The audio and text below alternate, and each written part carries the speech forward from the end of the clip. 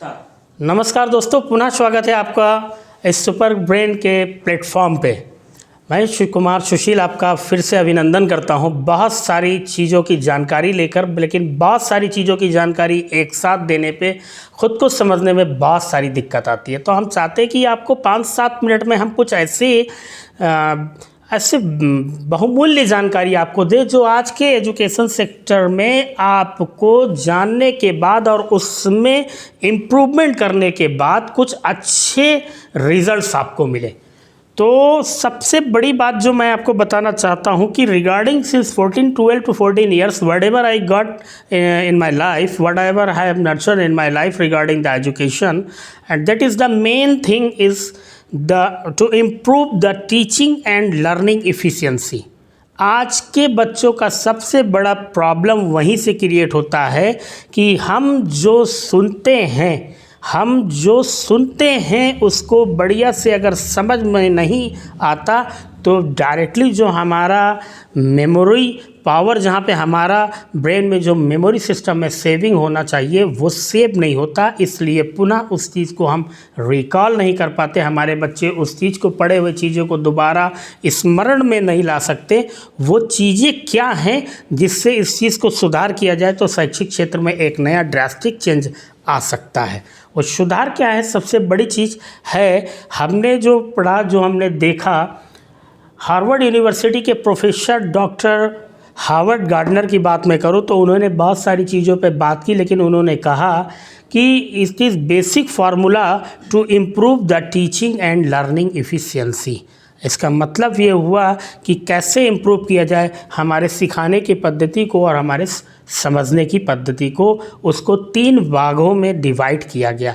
This are divided into 3 wings, और वो wings है VAK। आपको फिर से बता दें, V for visual, A for auditory and K for kinesthetic. ये क्या चीज़ है? आपको सुन करके नया लग रहा होगा, हमें भी सुन करके नया लगा था जब तक नहीं सुना था। आज सुनने के बाद ये एकदम यूज्ड टू है, क्योंकि साधारण के एग्जाम्पल से हम आपसे थोड़ा सा रिलेट करते हैं। मान लीजिए हम किसी व्यक्ति को अपने कहीं बैठे हैं और किसी व्यक्ति से कोई सामान अगर बाहर से मंगाना होता है तो हम अमूमन उससे क्या कहते हैं कि जाइए, ये पैसा है और आप ये सामान फला दुकान से बाई करके ले आइए। उस व्यक्ति को जब हम ऑर्डर देते हैं तो हमने उसको लेक्चर बेस में ऑर्डर दिया। उस व्यक्ति ने दुकान को तो समझा, लेकिन उस व्यक्ति को उस दुकान की अगर जानकारी नहीं होती तो वो वापस आता है और आपसे कहता है कि मैं नहीं जान पाया। तो हम उसको क्या करते हैं, उसको पिक्चर में, उसको ऑडिटरी लेवल हम उसको देते हैं, यानी कि हम उसको उसके ब्रेन में इमेजिनेशन विजुअल पिक्चर देते हैं। फिर हम उसको बात करते हैं। हमें जहाँ भेजना था, मान लीजिए हमने कोई स्टेशनरी के दुकान पे भेजा एक कॉपी बाई करने के लिए, ख़रीदने के लिए, तो हम उसको बताते कि हम घर से बाहर जब आप निकलोगे तो अगला चौराहा जो पड़ेगा, उस चौराहे से जब आप लेफ़्ट टर्न करोगे वहीं पे राइट साइड में एक डिपार्टमेंटल स्टोर है। तो वो बोलेगा हाँ सर है। उसी डिपार्टमेंटल स्टोर के बगल में एक स्टेशनरी की दुकान है जो फला नाम की है। तो वो स्टेशनरी का दुकान अगर नहीं जानता तो वो डिपार्टमेंटल स्टोर पहुंच जाता है। तो वो कहता है हाँ सर मैं जान गया। तो डायरेक्टली इनडायरेक्टली आपको नहीं पता चला कि आपने VAK ही इस्तेमाल किया है, लेकिन ये साइंटिफिक फार्मूला जो इसके टेक्निकल पार्ट्स जो निकल कर बाहर आता है, ये वास्तविक में आपने पहले ऑडिटरी बेस में उसको ऑर्डर किया। जब वो नहीं समझ पाया तो बेसिकली आपने दोबारा उसको विजुअल फॉर्मेशन में ऑडिटरी बेस ऑर्डर किया। अब यही चीज़ हम इसको स्कूल में ले जाते हैं। बच्चे को स्कूल में पढ़ाया और हम लोग पढ़कर आए हैं ब्लैक बोर्ड पर पढ़ के आए हैं। अभी भी स्कूल में, नॉर्मल स्कूलों में वही फार्मूला, वही टेक्निक इस्तेमाल होता है। क्या करते हैं कि स्कूल में बच्चे को ऑडिटरी लेवल से, यानी कि लेक्चर बेस में पढ़ाई कराते हैं। थोड़ा सा ध्यान दीजिए कि आपने सामान लाने को भेजा, एक नॉर्मल व्यक्ति को कुछ नहीं करना था, बहुत बड़ा उसमें कोई बहुत बड़ा ऐसा कोई रिस्पॉन्सिबल वर्क नहीं था, लेकिन फिर भी वो नहीं जान पाया। तो आप उसको पिक्चर बेस में उसको पुनः आप उसको ऑर्डर देते हैं। तो ये बहुत छोटी बात नहीं है सर, ये बड़ी बात है। एजुकेशन सेक्टर में जब लेक्चर बेस में इसकी डिलीवरी होती है, जब एक टीचर्स उसको पढ़ाता है, हम जब जो हम करके आए हैं वही हमारा बच्चा करता है, तो होता क्या है कि वही बच्चा जो 50, 60, 70 जो भी 40, 50 विद्यार्थी जो क्लासरूम में बैठे होते हैं, डिलीवरी सेम मेथड होता है, रिसीविंग भी वही मेथड होता है कि जो जैसे भी समझ पाए। होता क्या है कि 40-50 विद्यार्थी बच्चों में बहुत सारे बच्चे समझ जाते हैं जो लेक्चर बेस उनके अंदर हाई होता है। तो आपको फिर से मैं जोड़ता हूँ कि विजुअल, ऑडिटरी और काइनेस्थेटिक ये 3 चीज़ है। पहले आप इसका फार्मूला और एग्जांपल समझे कि ये कैसे होता है, फिर हम आपको फिर ले चलते हैं बच्चों के पास। ऐसे होता है जैसे आप पिक्चर देखने गए, हॉल के अंदर बैठे, तो वहाँ पे क्या हुआ कि आप बैठे एंजॉय कर रहे हैं, तो पिक्चर चल रहा है और स्टोरी चल रही है, तो आप सुन रहे हैं। अचानक ऐसा हो जाए कि आधी फिल्म के बाद वहाँ से पिक्चर स्किप हो जाए, या पिक्चर चल रहा हो और डायलॉग स्किप हो जाए किन्हीं कारणवश, और आपको 45 मिनट वहाँ पे बैठ करके मजबूरी में गुजारना पड़े। अब आप हमको ये बताइए कि क्या वो पिक्चर आपको समझ में आएगी, चाहे पिक्चर स्किप हो चाहे डायलॉग न चले। उन दोनों ऑप्शन में आपको फिल्म समझ में नहीं आएगी। एक इन्फॉर्मेशन फार्मूला ये हुआ एग्जाम्पल। दूसरी एग्जाम्पल है कि आप अगर कहीं ट्रेनिंग सेशन में बैठे हो, प्रशिक्षण जहाँ पे दी जाती हो, जैसे बेसिकली कहीं कोई आदमी ज्वाइन करता है, अपॉइंट करता है काम के लिए, तो उसको कहते हैं कि आपको ट्रेनिंग में भेजा जा रहा है। तो ट्रेनिंग में क्या करते हैं, आप डायरी पेन लेके जाते हैं, क्लासरूम होता है, वहाँ पे भी हॉल होता है, बैठते हैं, एक प्रोजेक्टर डिस्प्ले होता है, पीछे प्रोजेक्टर चल रहा होता है, प्रोजेक्टर के डिस्प्ले के बगल में एक आदमी खड़ा होता है, जो प्रोजेक्टर पे चीज़ें चल रही होती हैं उस चीज़ों को वो डिफ़ाइन कर रहा होता है। और आप जब सुन रहे होते हैं उस हॉल में बैठकर, तो जो चीज़ें आपको समझ में आती है, आप डायरी रहती है, पेन रहता है, आप उसको क्या करते हैं, नोट डाउन करते हैं। तो जो आप पिक्चर चल रहा होता है उसको VAK में V फॉर विजुअल कहा जाएगा। जो लेक्चर बेस में उसकी डिलीवरी दे रहा होता है, कंटेंट के बारे में जानकारी दे रहा होता है, उसको ऑडिटरी कहते हैं A। और जो आप राइट डाउन कर रहे होते हैं, जो आपको चीज़ें समझ में आ रही होती है, वो क्या होता है, वो काइनेस्थेटिक होता है। अब आप बताइए, ये 3 चीज़ से आपको बेहतर समझ में आएगा या इन 3 चीज़ में से एक चीज़ निकाल देते हैं, V विजुअल, A ऑडिटरी यानी लेक्चर और काइनेस्थेटिक नोट डाउन। मान लीजिए पिक्चर हटा देते हैं और आपको जो डिलीवरी देने वाला वो व्यक्ति होता है, वो ट्रेनर होता है, वो आपको डिस्क्राइब कर रहा होता है और पिक्चर हट जाती है, तो क्या आपको समझ में कंटेंट पूरा आएगा? थोड़ा आएगा, लेकिन क्लियरली समझ में नहीं आएगा। थोड़ा दूसरा ऑप्शन पे चलते हैं। वही हॉल में पिक्चर चल रही होती प्रोजेक्टर पे, स्क्रीन पे, डिलीवरी वाला जो आदमी होता कंटेंट के बारे में, वो साइलेंस हो जाता है। मेरे ख्याल से तब और समस्या आ जाती है कि पिक्चर तो चल रहे हैं पीछे, लेकिन जो डिलीवरी कंटेंट का डिलीवरी देने वाला व्यक्ति है, वो साउंड अगर नहीं दे रहा है, उस पर आपको सुनाई नहीं दे रहा है, अगर वो बोल नहीं रहा है, तब तो कंटेंट तो बिल्कुल भी नहीं क्लियर होगा। अब वो दोनों चीज़ चल रही है, यानी विजुअल भी चल रहा है, आप सुन भी रहे हैं, ऑडिटरी है। अब आते हैं काइनेस्थेटिक। जो चीज़ें पॉइंट वाली बात होती है, जब हम बैचलर क्लासेस में जाते हैं तो बैग नहीं लेके जाते, हम क्या करते हैं, नोटबुक लेके जाते हैं। ऐसे ही हाल में बैठे आप नोटिंग कर रहे हैं, मान लीजिए आपको नोटिंग ना करें, तो क्या जो बातें आपने सुनी है उसको दोबारा आप मेमोराइज कर सकते हैं, उसको दोबारा रिकॉल कर सकते हैं? अगर पॉइंटी बात वाली पॉइंटिंग चीज़ आपने नहीं नोट किया, नहीं रिकॉल कर सकते ना। तो फिर आप बताइए, हम इतने बौद्धिक हैं, इतने ज्ञानी हैं, इतना पढ़े लिखे हैं, उसके बावजूद भी हम रिकॉल नहीं कर सकते। किसी एक सेंसर को अगर काट दिया जाए तो हमको समझ में नहीं आता। तो सर हमारे बच्चे कितने बड़े हैं? वो 2 कक्षा में पढ़ रहे हैं सर, और उस PG में पढ़ रहा है, नर्सरी में पढ़ रहा है। अगर वो बच्चे को स्कूल में पढ़ाए, उस ब्लैक बोर्ड से लेक्चर वेस की जो डिलीवरी हो रही है, जो अध्यापक पढ़ा रहा है, बोल करके पढ़ा रहा है, वो उस बात में उस बच्चे को अगर नहीं समझ में आता, तो वो बच्चे की गलती है? नहीं है ना। क्योंकि आपको हम बता दें कि ये जो तीनों सेंसरी है, विजुअल, ऑडिटरी, काइनेस्थेटिक, ये तीनों चीज़ हर व्यक्ति, हर बच्चे, हर इंसान में जन्मजात पाया जाता है। बशर्ते फ़र्क एक चीज़ का होता है, कौन कितना ज़्यादा है, कौन कितना कम है। अगर हम इस बात को जान जाएं, अगर हमें पता चल जाए कि मेरा बच्चा इस बात को इस चीज़ में वीक है, यानी विजुअल में वीक है, अथवा ऑडिटरी में वीक है, अथवा काइनेस्थेटिक में वीक है, अथवा इसका विजुअल हाई है, प्रैक्टिकल काइनेस्थेटिक हाई है, तो आप बताइए समस्या का समाधान हो गया नहीं हो गया? हो गया। कितना आसान चीज़ है।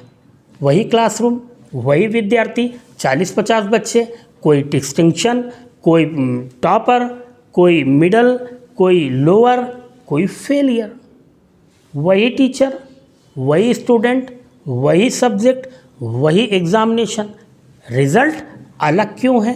क्या बच्चे को, अब और चीज़ आपको थोड़ा सा इसमें ऐड ऑन करते हैं कि रिजल्ट अलग क्यों? जब बच्चे को चीज़ें समझ में नहीं आएगी, चाहे बच्चा हो चाहे आप हो, जब आपको ट्रेनिंग में बैठने के बाद कोई एक सेंसरी अगर कट हो जाए, सेंसर कट हो जाए, आपको समझ में नहीं आएगा, तो आपको दोबारा जब उस ट्रेनिंग सेशन में भेजा जाए तो आपको इंटरेस्ट आएगा, आप पुरानी चीज़ें रिकॉल करेंगे ना। वो पिक्चर देखने गए थे उस हॉल के अंदर, पता नहीं क्यों बीच में कभी वीडियो गायब हो जाता है, कभी लेक्चर गायब हो जाता है, तो आप जाएंगे दोबारा उस फिल्म हॉल में टिकट लेकर के फिल्म देखने? 100 रुपये का टिकट, नहीं जाएंगे ना सर। फिर बच्चे को क्यों दोष देते हैं? उसकी क्या गलती है? गलती नहीं है सर, उस किसी की भी गलती नहीं है, बशर्ते इस चीज़ को फाइंड आउट करना होगा कि उसके अंदर एग्रेशन पार्ट कौन से विंग्स का ज़्यादा है, विजुअल है कि ऑडिटरी है कि काइनेस्थेटिक है। अब थोड़ा सा विजुअल की बात करें, आपको शायद समझ में आ चुका होगा कि बच्चों के अंदर ये चीज़ अगर फिर फाइंड आउट हो जाए, मैं पुनः आपसे बोल रहा हूँ, जो स्कूल में पढ़ाई जाने वाली चीज़ें हैं, जो अध्यापक पढ़ाता है, बेसिकली आजकल प्रोजेक्टर से पढ़ाए जाते हैं, लेकिन कई स्कूल क्लासेस ऐसे होते हैं जिनमें अभी भी लेक्चर बेस पे पढ़ाए जाते हैं। तो जिन बच्चों का ऑडिटरी सेंसरी हाई होता है वो ग्रैब कर लेते हैं, जिनका कम होता है वो वीक हो जाते हैं, जिनका एकदम कम हो जाता है वही फेलियर हो जाते हैं। फ़र्क कोई चीज़ का नहीं है, कंटेंट सेम है, रिजल्ट फ़र्क है। थोड़ा सा और आगे बात करते हैं। आपका बच्चा है, हम बड़े हैं, हमको होटल बहुत पसंद है, हमको बाहर का खाना बहुत पसंद है।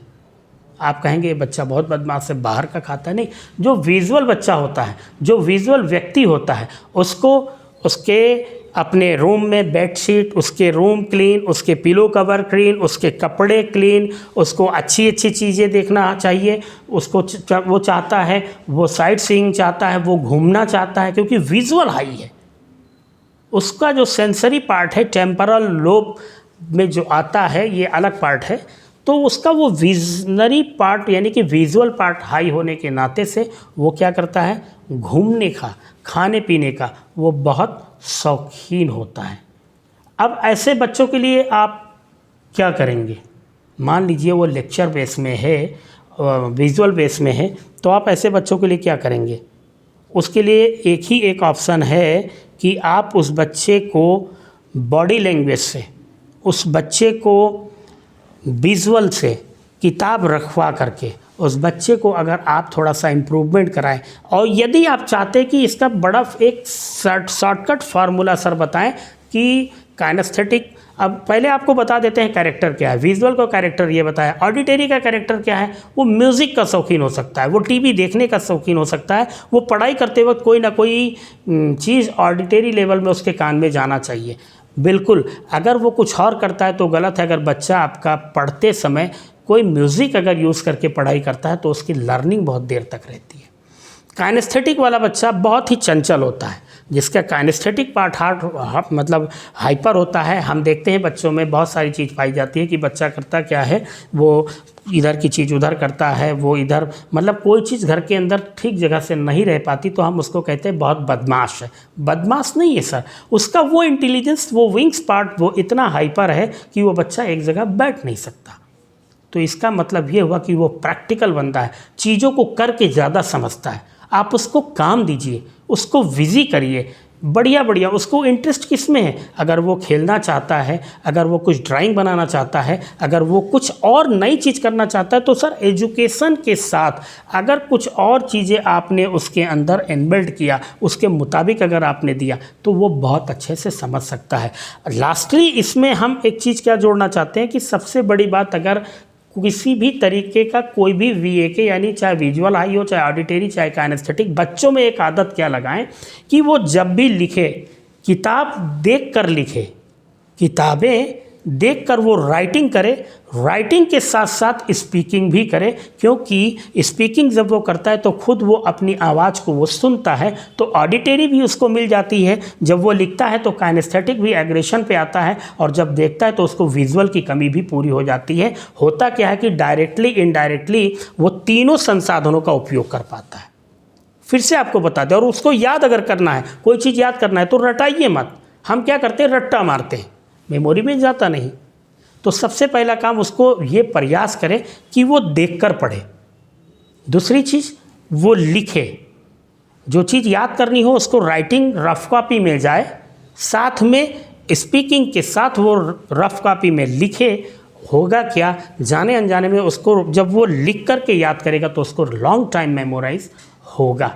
दूसरी चीज़, इंटरेस्ट आना ना आना तो सबसे बड़ी बात, बच्चा पढ़ना क्या चाहता है, आप उसके साथ बैठ करके काउंसलिंग करें, उसके साथ परामर्श लें, बच्चों से उसकी ख्वाहिश पूछें। दिन में जो भी प्रतिक्रिया वो करके आता है, शाम को फैमिली में बैठ करके, कितना भी हम बिज़ी हों, हम अपने बच्चों से दिन भर की एक्टिविटीज़ लें, और जो अच्छी चीज़ें वो पास टाइम में करके आया है उसी चीज़ की प्रशंसा करके आप उसके वर्तमान ज़िंदगी को और बेहतर सुधार सकते हैं।